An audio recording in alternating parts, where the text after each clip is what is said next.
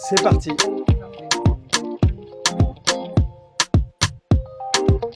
Donc Maxime Delsal, ça fait 18 ans que je suis chez Keyman et c'est toujours un vrai plaisir et des perspectives très intéressantes pour l'avenir. Je pilote une business unit qui traite des environnements industriels et donc nous sommes une dizaine de consultants et chargés de recrutement à Lille et dans les autres bureaux, que ce soit Toulouse, Nantes, Paris et Lyon. Et nous traitons d'un certain nombre de secteurs et de métiers, notamment les environnements agro-industriels, les environnements life science, les environnements défense aéronautique et les environnements équipements, matériaux pour les industriels, les collectivités, à travers donc cette équipe de consultants et des chargés de recrutement spécialisés pour parler la langue des candidats et des clients et pour répondre au mieux aux enjeux de nos clients sur le recrutement de leurs dirigeants.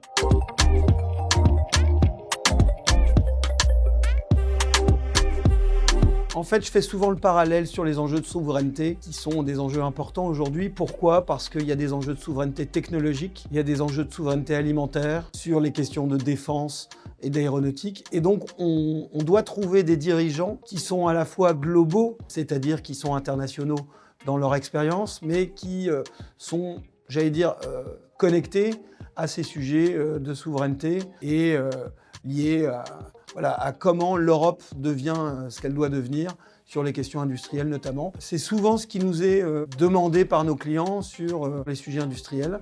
Après, il y a des enjeux assez simples, en tout cas explicites, des enjeux de développement technologique, de développement industriel, avec la question des développements CAPEX, la question aussi des transformations qui sont très importantes. Les entreprises doivent investir durablement sur des sujets complexes et pour autant répondre à des marchés qui sont très évolutifs.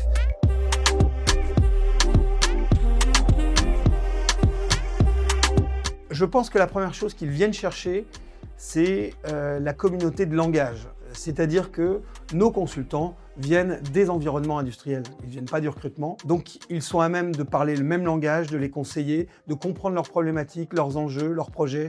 Et je pense que c'est la première chose qu'ils viennent chercher. Après, je pense qu'ils viennent aussi chercher l'authenticité et l'art du questionnement. C'est-à-dire que dans un brief, il y a des choses implicites, des choses explicites, et il faut savoir les questionner, tout en gardant la posture conseil, mais en allant au bout du questionnement pour vraiment comprendre le besoin et l'enjeu, et apporter des conseils avec authenticité. Nous ne sommes pas là pour faire plaisir à nos clients, nous sommes là pour les servir, les conseiller, leur dire la vérité sur la réalité du marché, sur leur marque employeur, sur leur niveau d'attractivité, sur les retours et les attentes des candidats.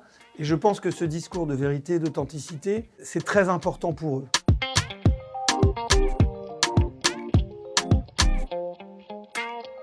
Je pense que la principale erreur, elle est liée à un piège qui est le piège de l'expertise. Pourquoi ? Parce qu'on répond à des clients qui sont tout le temps dans des sujets d'expertise, de complexité, qu'elle soit technologique ou industrielle. Et donc parfois, il peut arriver que certaines entreprises focalisent sur la question de l'expertise en oubliant la question du savoir-être. Or, la question du savoir-être, elle est fondamentale pour accompagner les transformations, pour accompagner les hommes, au-delà des enjeux technologiques que je ne mésestime pas, mais qui sont un peu l'arbre qui cache la forêt des questions humaines, organisationnelles et de savoir-être.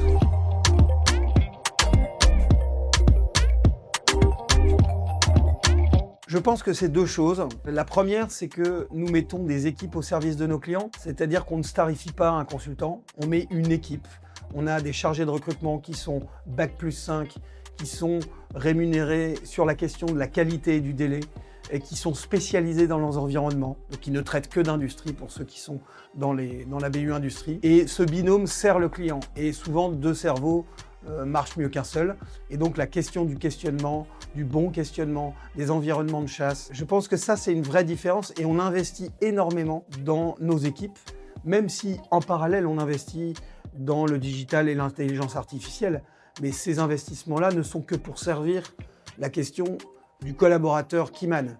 Et il se trouve que, selon moi, les êtres humains sont les mieux préparés, les mieux cortiqués pour répondre à des enjeux d'entreprise. Donc je pense que la richesse de nos équipes et la compétence et la seniorité de nos équipes, ça c'est un sujet. Et le deuxième sujet, je crois vraiment à la question de l'authenticité, c'est-à-dire à la relation vraie, la relation d'appui, la relation de conseil que nous avons avec nos clients, la relation de proximité, même si on est dans un monde qui favorise le full remote. Moi, je passe ma vie, j'ai pas trop de mal à les convaincre, à dire aux équipes d'aller dans les usines, de voir les clients, de voir les collaborateurs, de comprendre les sujets, d'être à côté et non pas en face à travers un écran. Et ça, c'est très important, surtout dans des environnements aussi complexes, aussi riches, aussi denses que les environnements industriels. Je pense que c'est là que se fait notre différence.